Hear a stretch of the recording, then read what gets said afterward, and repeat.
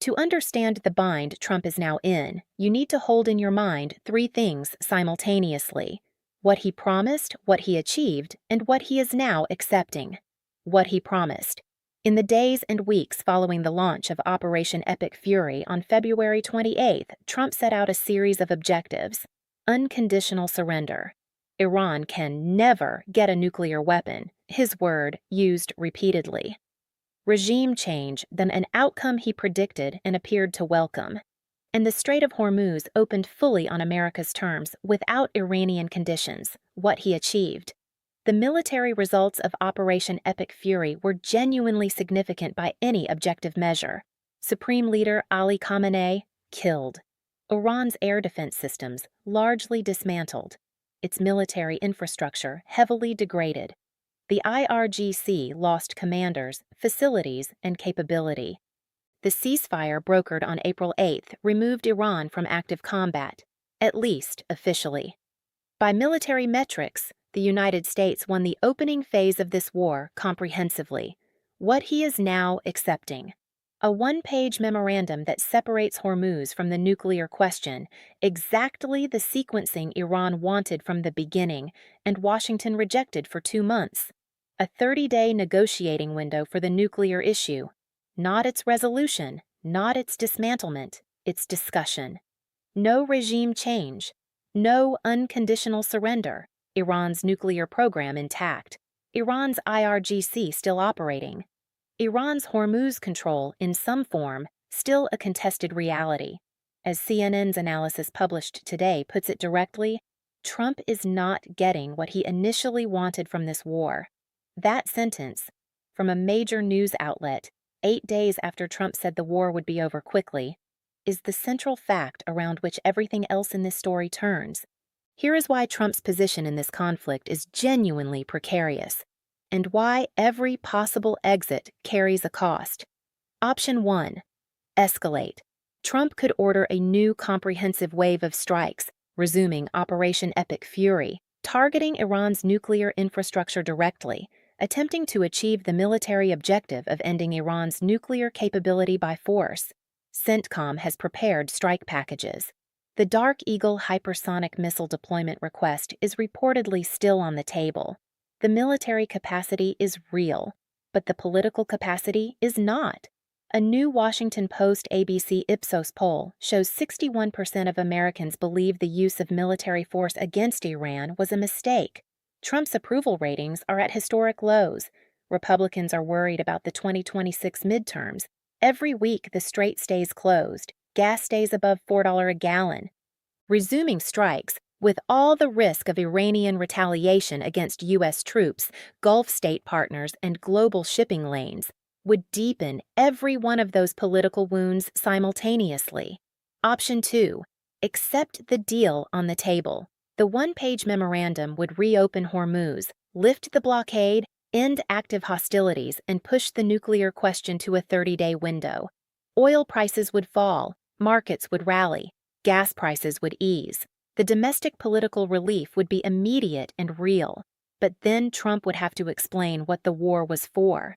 He would have to stand in front of cameras and tell the American public that Iran, whose enriched uranium stockpile is still intact, whose nuclear program is still operating, whose IRGC is still armed, has met the conditions that justified killing Americans, spending hundreds of billions of dollars, and closing the world's most important waterway for 69 days.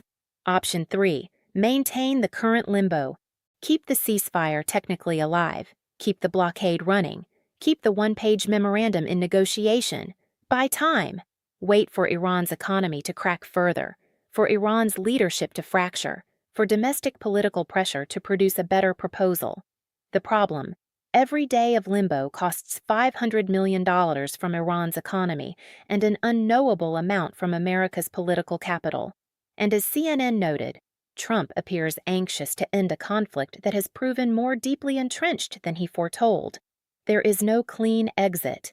Every door leads to a room where something important has been paid. Development 1. The 4 original demands, and how each one has quietly been walked back. CNN's analysis today documented this with precision. Demand 1, unconditional surrender. Trump posted it 1 week into the war. It is now a one-page memorandum with negotiating space for Iran's response. Those are not the same thing. Demand 2. Iran can never get a nuclear weapon. This remains Trump's stated red line. He said it again this week. If we get there, they can't have nuclear weapons. But the deal being discussed does not eliminate Iran's nuclear program. It postpones nuclear negotiations to a 30-day window. And a program that is postponed for discussion is not a program that is ended. Demand 3. Regime change. Trump predicted and appeared to welcome the fall of the Islamic Republic in the early days of the conflict. He spoke publicly about the regime's potential collapse, referred to Iran's people supporting the U.S., and called the IRGC drowning rats. Regime change appears to have gone by the wayside.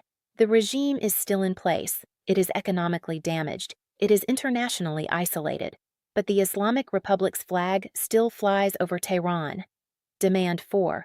Hormuz fully reopened on American terms. Trump said the blockade was genius, that Iran was choking, that the U.S. had all the cards. The current memorandum would gradually reopen the strait with a sequencing that preserves some form of Iranian maritime authority over the passage, not the clean, unconditional reopening Washington originally demanded. 4 demands, 4 retreats. Not complete retreats. There are real gains embedded in the current situation, but not the victory that was promised either. Development 2. The original 4 war objectives from Operation Epic Fury's launch, and how each one stands today. When Operation Epic Fury was declared concluded by Secretary Rubio on Tuesday, an Al Jazeera analysis compared the stated objectives to the achieved outcomes. The result is uncomfortable. Objective 1. Destroy Iran's ballistic missile capabilities. Status: partially achieved. Iran's most advanced missile systems were degraded, but sufficient capability remains to fire on U.S. warships in the Strait, which Iran has done repeatedly since the ceasefire. If the missiles were destroyed, they would not be firing. Objective 2. Dismantle Iran's navy. Status: partially achieved. The IRGC's fast boat fleet has been reduced, but IRGC naval assets are still operational, still attacking ships, and still threatening the Strait. Objective 3. Sever Iran's support for armed proxies. Status: not achieved. Hezbollah is still armed, still firing. Lebanon's front has not been resolved. Objective 4. Ensure Iran never obtains nuclear weapons. Status: not achieved. Iran's nuclear program is intact. Its enriched uranium stockpile remains. The 30-day window in the proposed memorandum is not a guarantee, not a verification mechanism, and not the never Trump promised. None of that means the war was a failure in military terms. Significant damage was done. Real capability was degraded. But the stated objectives, the ones that justified the war to the American public, to Congress, and to allied governments, have not been met. Development 3. The market has already priced in a deal, which means a deal collapse would be catastrophic. This week, when reports emerged that a one-page memorandum was being negotiated, global stock markets surged toward record highs. Oil prices dropped significantly. The market priced in the end of the Hormuz crisis before a single word of the agreement was signed. That market movement creates a specific political trap. If the deal now collapses, if Iran rejects the memorandum, if IRGC hardliners torpedo it, if the nuclear sequencing proves unworkable, the market reversal would be violent. Oil spikes back above $115. Stocks sell off. The brief moment of optimism becomes evidence that the situation is irresolvable, and Trump would own that collapse politically in a way that the war's initial escalation never cost him. He is now, in some sense, a hostage to the market's optimism. The market wants this deal. It has priced it in, which means the pressure on Trump to close it, any version of it, even one significantly below his original demands, is now being generated not just by approval ratings and poll numbers, but by the financial system itself. Development 4. The humiliation calculation, and why the word humiliation may be exactly wrong. The title of this script uses the word humiliation, and it is the word many of Trump's critics and some analysts are reaching for when they describe the gap between what he promised and what he is now accepting. But let's interrogate that framing directly. Is it humiliation to end a war that was removing American soldiers without achieving every stated objective? Every president who has ended a war, from Vietnam to Iraq to Afghanistan, has accepted a result that fell short of the opening position.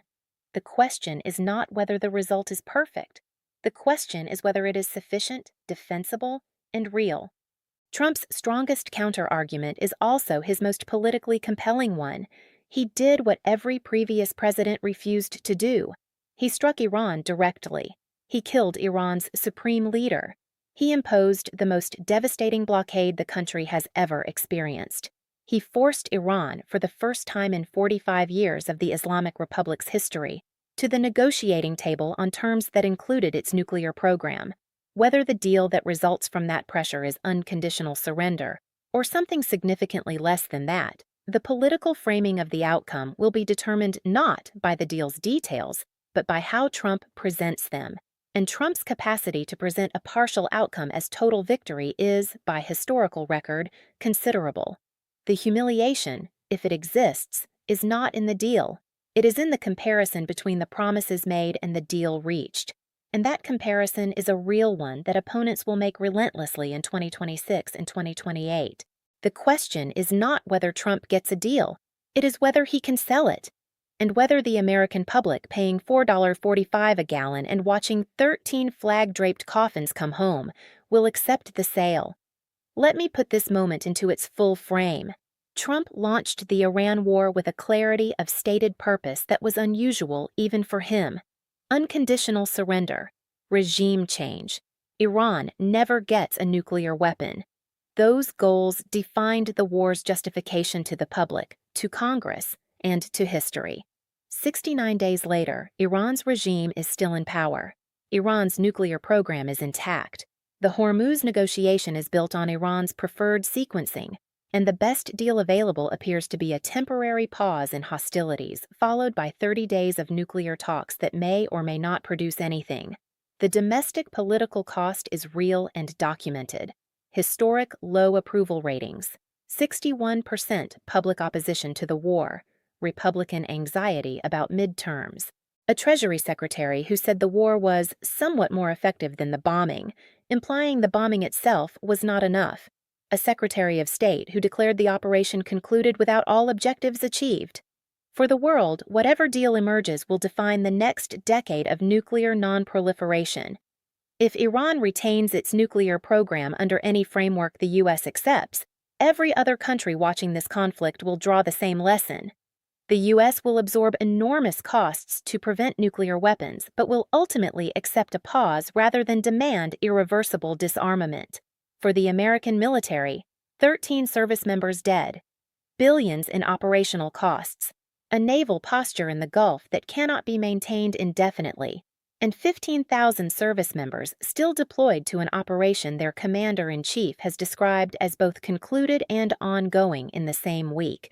This is not a war that ended cleanly, and the exit, when it comes, will carry the weight of every promise that preceded it. Here is where the clean narrative of Trump's humiliation gets genuinely complicated. The Iran war produced real, documented strategic results that no previous American administration achieved. The supreme leader of the Islamic Republic, the man who spent 4 decades as America's most committed adversary, is dead. Iran's military capability is genuinely degraded, its air defenses are down, its ballistic missile capacity is diminished, its navy has taken real losses, and its economy is in freefall severe enough that analysts are calling it a death spiral. An Iran that is economically broken and militarily degraded is not the same threat it was before the war. The question is whether those gains justify the costs, the broken promises, and the precedent being set. And on that question, reasonable people genuinely disagree. Trump told reporters this week, Iran wants to make a deal very badly. He said the war would be over quickly. He said if there's no ceasefire, look for the glow. He has said all of those things before. The glow was promised. The surrender was promised. The never, the one that meant Iran could never get a nuclear weapon, was promised most emphatically of all. The deal being negotiated now may be good. It may even be the best available outcome, but it is not what was promised, and the gap between what was promised and what is being delivered is a gap that history and voters will measure precisely. Here is where things stand.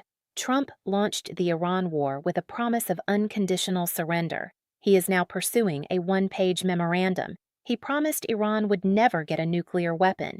The nuclear question is being deferred to 30 days of future negotiation. He implied regime change was possible and welcome. The Islamic Republic is still standing. He said the Strait of Hormuz would be reopened on America's terms. The deal being discussed uses Iran's preferred sequencing. 13 Americans are dead. Brent crude is at $108. Gas is at $4.45. 61% of Americans say the war was a mistake. Trump's approval ratings are at historic lows. The IRGC is still in the strait. Iran's nuclear program is intact. And the one-page memorandum that could end this war is sitting in a back channel, not yet signed, not yet agreed, not yet real. There is a version of this story where Trump wins anyway, where the deal, whatever it is sold as a historic transformation of Middle East security, where the death of Iran's supreme leader is framed as the defining achievement, where the economic pressure applied through the blockade is described as having produced more results than any previous administration's diplomacy. That version is politically possible. Trump has sold harder narratives than this. But there is also a version where the gap between the promises and the outcomes becomes the defining political legacy of the second term, where unconditional surrender is replayed in campaign ads for years, where the 13 dead Americans are weighed against a deal that did not stop Iran's nuclear program, did not change Iran's regime, and did not fully reopen the strait. Trump has no way out of this war without paying something. The question is what the currency is. Military credibility, political capital, broken promises, historical record. He said unconditional surrender. He is getting a one-page note in 30 days. The world is deciding what to call the difference, and the world is watching what happens next.